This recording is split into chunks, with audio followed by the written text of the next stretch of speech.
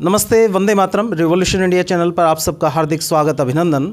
हम मौजूद हैं सामान्य अस्पताल जींद में और हमारे साथ एक ऐसी शख्सियत जिसको अक्सर बड़े बुजुर्ग कहते आए हैं, डॉक्टर भगवान का दूसरा नाम होता है, जिसको आदर्श के रूप में अन्य डॉक्टर, अन्य एम्प्लॉइज़, अन्य अधिकारी भी उसको याद कर सकते हैं, उनको प्रेरणा स्रोत के रूप में अपने जीवन में ढाल सकते हैं। आदरणीय doctor Rajesh Kumar Bhola ji, deputy CMO सामान्य अस्पताल जींद।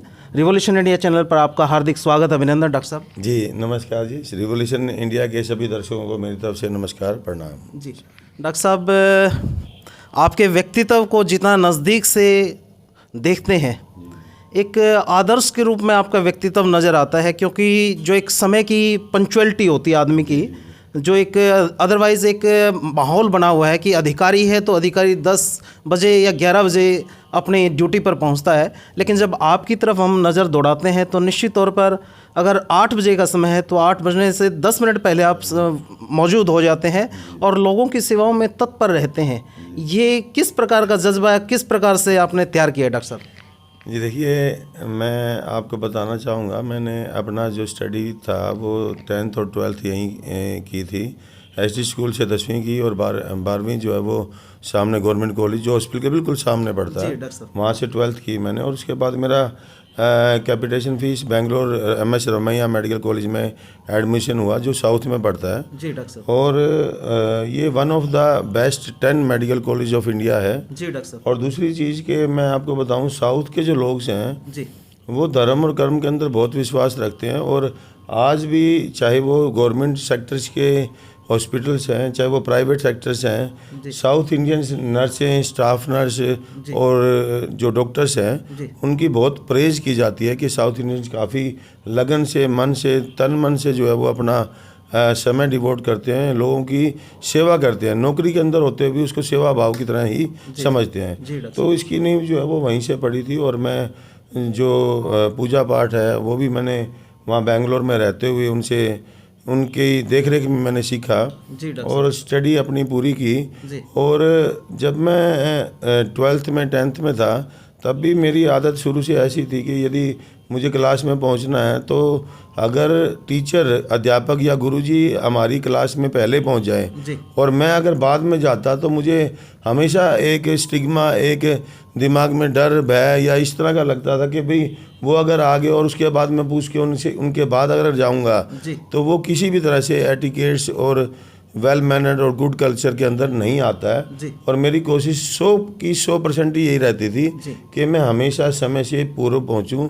और यही चीज़ मैंने जो है एग्ज़ाम में भी हमेशा फॉलो करता था कि जो एंट्रेंस का एग्ज़ाम का टाइम होता था उसमें हम लोगों को जितना समय ये दिया जाता था कि आप आधा घंटा पहले जो है अपनी एग्जामिनेशन शीट पर बैठ सकते हैं, तो उतनी ही जल्दी मैं वहाँ पहुँच करके और बिल्कुल शांत मन के साथ अपने भगवान को याद करते हुए पेपर के लिए अपनी कागज कलम लेकर के बैठता था। और इधर उधर नज़र ना दौड़ाकर या स्टूडेंट के साथ डिस्कस ना करके पेपरों का, केवल और केवल मैं ऊपर वाले का ध्यान करता और बस ये देखता कि आप पेपर मिल जाए और मैं अपना सारा जो मेरी अपनी नॉलेज है या मेरी जो मेहनत है वो उसी के ऊपर मैं लगाऊं।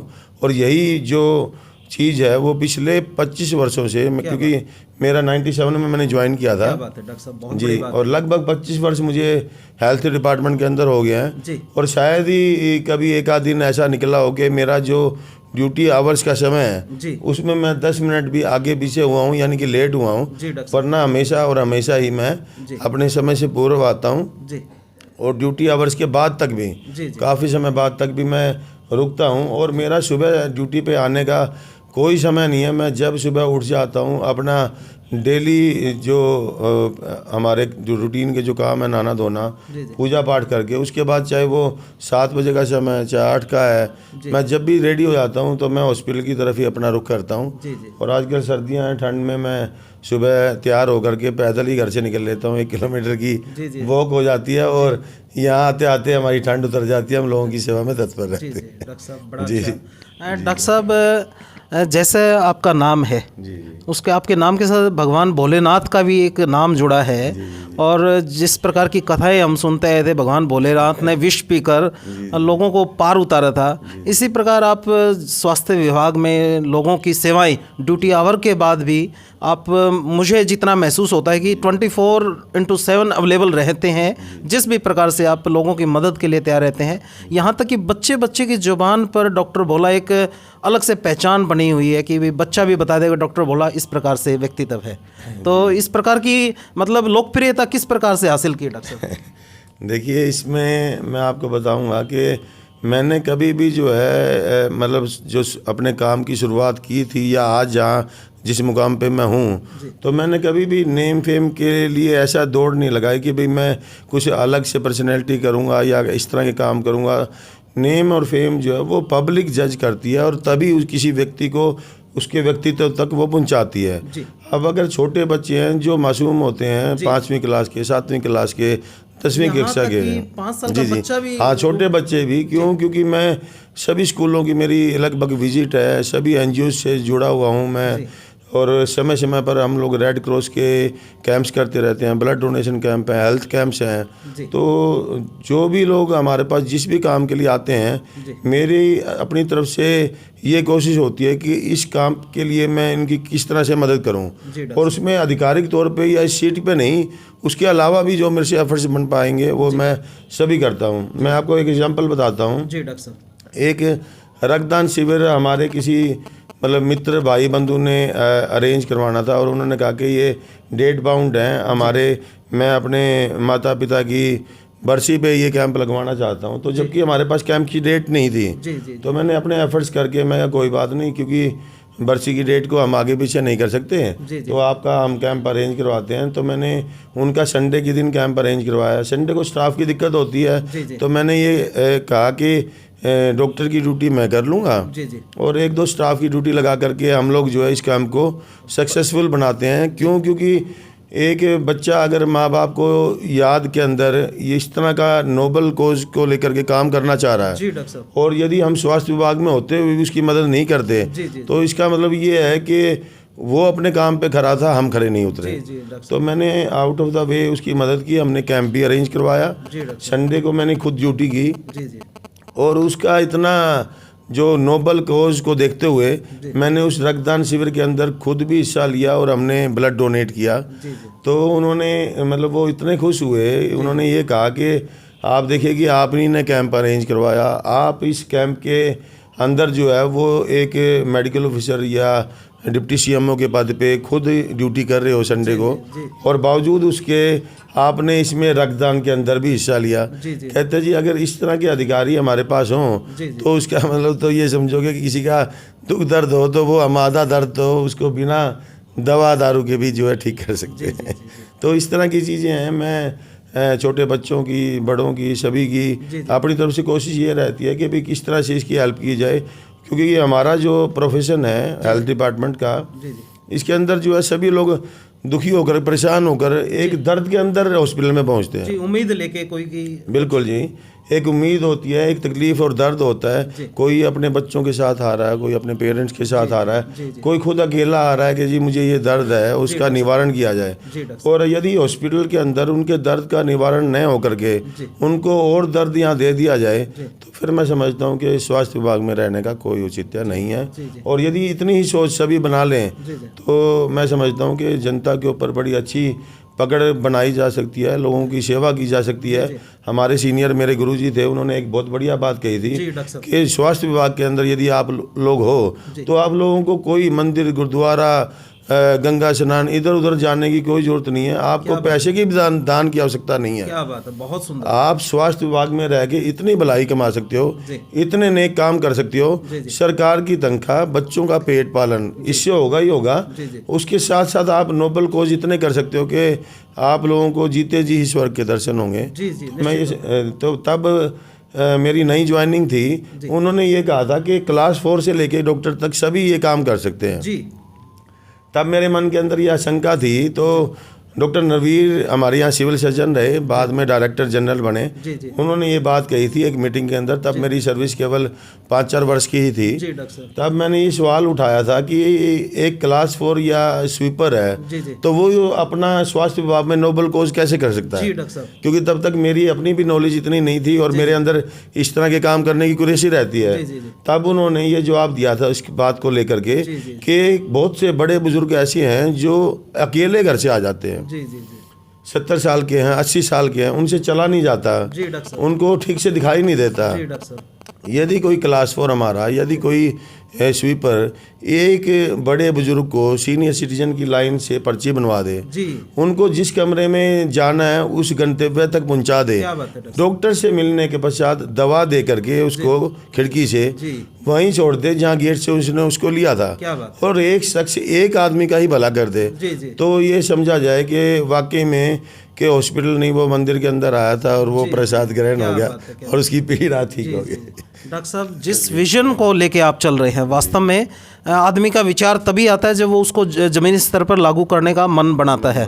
तो आपने वास्तव में विचार लाया और नज़दीक से हम देख पा रहे हैं ऐसा प्रयास भी किया जा रहा है। तो सामान्य अस्पताल जींद में तो किस प्रकार की व्यवस्थाओं को दुरुस्त करने के लिए आप और क्या क्या काम आप देख रहे हैं इस समय, वो एक बार देखिए, सरकार की तरफ से और स्वास्थ्य विभाग की तरफ से मेन जो मोटो और मकसद हमें दिया गया है वो ये है कि नर सेवा नारायण सेवा है जी। और जितने भी लोग यहाँ पहुँचते हैं सभी को जो सरकार की हिदायतों के अनुसार जो फ्री ऑफ कॉस्ट सर्विस है वो सारी एज इट इज मिले और जो दवाइयाँ हैं वो सभी उपलब्ध हों और निःशुल्क हों। जी डॉक्टर मैं फ़िलहाल जो है वो डिप्टी सिविल सर्जन कम मेडिकल सुपरिटेंडेंट का पद पे यहाँ संभाल रहा हूँ। जी डॉक्टर साहब। और मेडिकल सुपरिटेंडेंट को लगभग हॉस्पिटल्स के सभी कार्य के अंदर भागीदारी दिखानी पड़ती है, संभालनी पड़ती है। जी जी चाहे वो पेशेंट की देखरेख को लेकर के है, जी डॉक्टर साहब। चाहे वो हॉस्पिटल्स की एडमिनिस्ट्रेशन मैनेजमेंट को लेकर के है, जी डॉक्टर साहब। चाहे वो किसी पेशेंट की कोई प्रॉब्लम है, कॉम्प्लाइंस करना है, जी उसकी कोई समस्या है, जी जी उसको लेकर के है।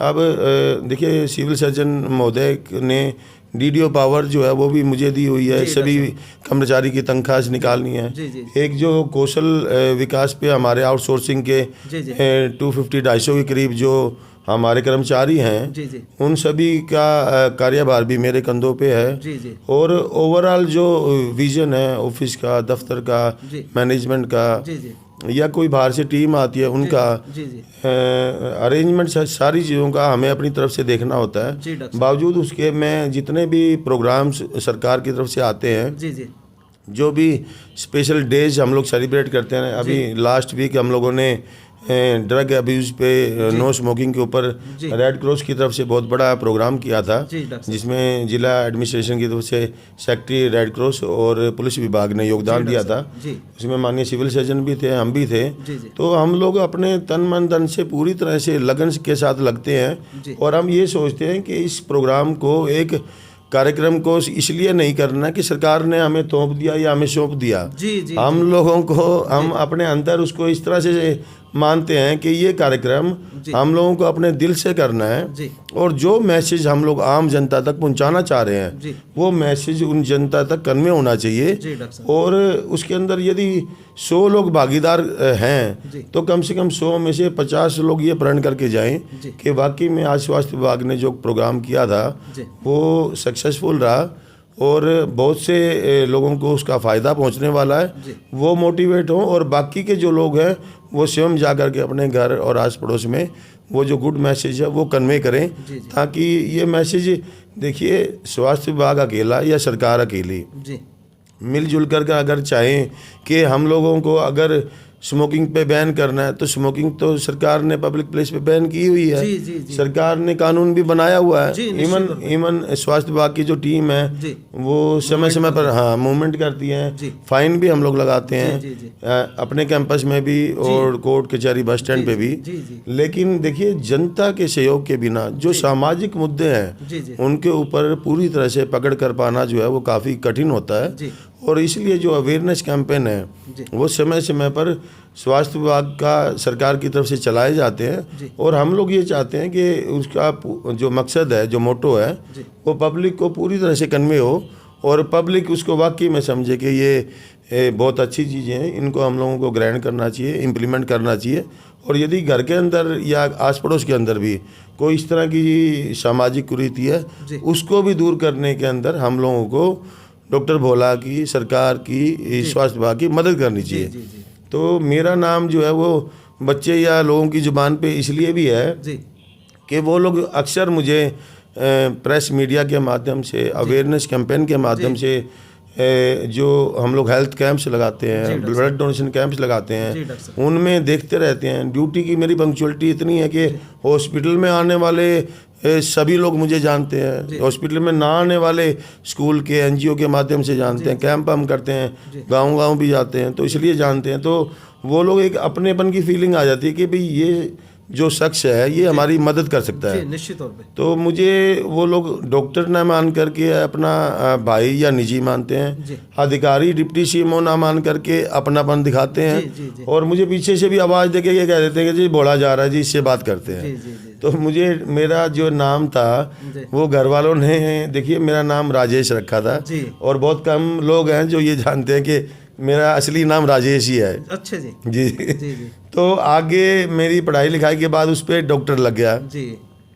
अब मैं जिस मुकाम पे पहुंचा हूँ उसमें डिप्टी मेडिकल सुपरिटेंडेंट जुड़ गया, लेकिन आम जनता मुझे आज भी भोला ही कहती है जी, वो और जनता का द्वारा दिया हुआ सरनेम है। और ये बहुत अच्छी बात है कि मतलब मैं स्वयं जो है बड़ा धार्मिक प्रवृत्ति का व्यक्ति हूँ, और महादेव को जो है मैं सब कुछ मानता हूँ, उनकी पूजा पाठ करते हैं और विश्वास रखते हैं। जी दिए गए तगमे को डॉक्टर भोला के रूप में चरित्रार्थ कर दिया, और जीवन में ये सब पब्लिक कर लिया। हाँ जी, पब्लिक की देन है जी। और जब भी वो मेरा नाम का उच्चारण करते हैं, मुझे भी ये लगता है कि चलो मेरी जुबान से भी जो है वो भगवान का, ऊपर वाले का अच्छा नाम लिया गया है। और जब अच्छी चीज़ों को हम धारण करते हैं, तो हम लोग किसी भी धर्म या किसी भी कर्म को मानते हों, तो सभी धर्म हमें एक ही बात सिखाते हैं कि मानवता की और लोगों की सेवा करनी चाहिए। बहुत सुंदर डॉक्टर साहब। आखिरी जो चीज़ें, क्योंकि डॉक्टर साहब के पास आ गए तो और डॉक्टर के विषय का कोई क्वेश्चन नहीं किया तो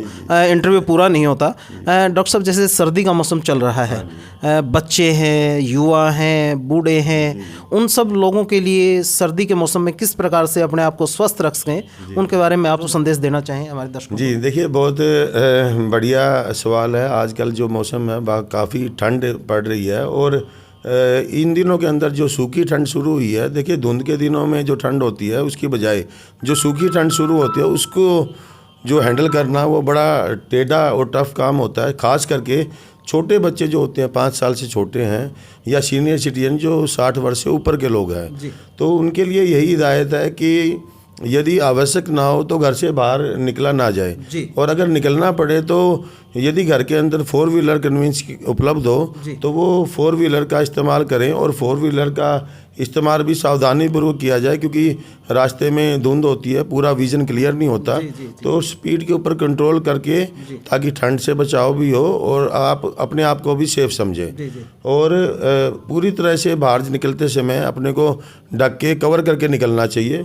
खास करके सर्दी से बचाव के लिए एक कैप और एक जो मोजे सॉक्स होती हैं, अगर व्यक्ति का सिर और पाँव पूरी तरह से ढका हो तो जो बॉडी की हीट होती है उसको शरीर के अंदर पूरी तरह से मेंटेन किया जा सकता है। जी डॉक्टर साहब। इसके साथ साथ समय समय पर जो लिक्विड है वो लेते रहें, और कोशिश की जाए कि पानी को थोड़ा सा गर्म और निवाया करके वो लिया जाए। और बच्चों के लिए और सीनियर सिटीजन के लिए, अगर वो घर पे हैं और अंदर बार बार नहीं जा रहे हैं, तो इस टेम्परेचर को मेंटेन करने के लिए रूम में एक रूम हीटर का भी इस्तेमाल किया जा सकता है। लेकिन यदि आप लोग बार अंदर बाहर हों तो रूम हीटर को भी अवॉइड करना चाहिए। इन चीज़ों का ध्यान रखें, गर्म पानी का सेवन करें, गर्म कपड़ों से अपने आप को पूरी तरह से ढकें, और यदि छोटी मोटी खांसी जुकाम वगैरह कुछ हो जाता है तो रात को स्टीम भाप जो है वो काफ़ी हद तक हेल्प करती है। यहाँ तक कि इवन जो सांस के पेशेंट्स होते हैं उनको भी जो सिंपल स्टीम है, सिंपल पानी की, सिंपल पानी या थोड़ी सी विक्स उसमें डाल लें, वो काफ़ी हेल्पफुल होती है फेस के लिए, चेहरे के लिए, स्किन के लिए, लंग्स के लिए, फेफड़ों के लिए।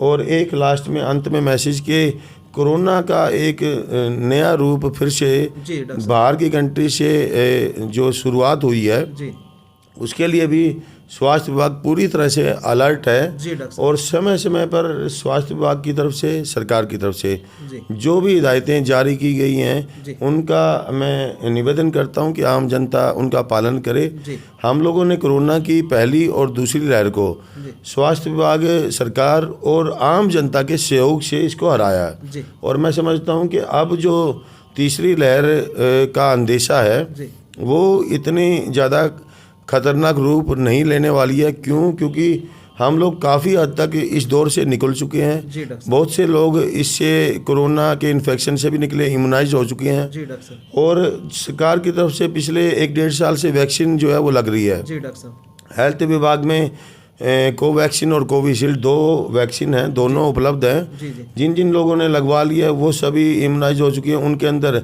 ऐसा नहीं है कि कोरोना का इन्फेक्शन नहीं हो सकता, यदि होगा भी सही जी तो उनमें डेथ रेट जो है वो लगभग नेग्लिजिबल, 0 के करीब है। जी डॉक्टर और जो सीवियरिटी ऑफ द कोरोना होगी वो काफ़ी मिनिमाइज होगी। सिंपल खांसी जुकाम होकर के जी डॉक्टर व्यक्ति ठीक हो जाएगा। जी डॉक्टर तो सभी लोग जिन्होंने वैक्सीन नहीं ली है जी वो भी अपना अपॉइंटमेंट लेकर के जो भी नियर बाई PHC, CHC या सिविल हॉस्पिटल पड़ता है जी डॉक्टर वहीं लगवा सकते हैं। और सभी लोग जो है सेफ रहें, सुरक्षित रहें, जी। यही स्वास्थ्य विभाग चाहता है। धन्यवाद। फिर किसी अन्य शख्सियत, ऐसी प्रेरणादायक व्यक्तित्व से आप सबकी मुलाकात कराते रहेंगे। रिवोल्यूशन इंडिया देखते रहिए। वंदे मातरम। जय हिंद, जय भारत। जय हिंद, जय भारत।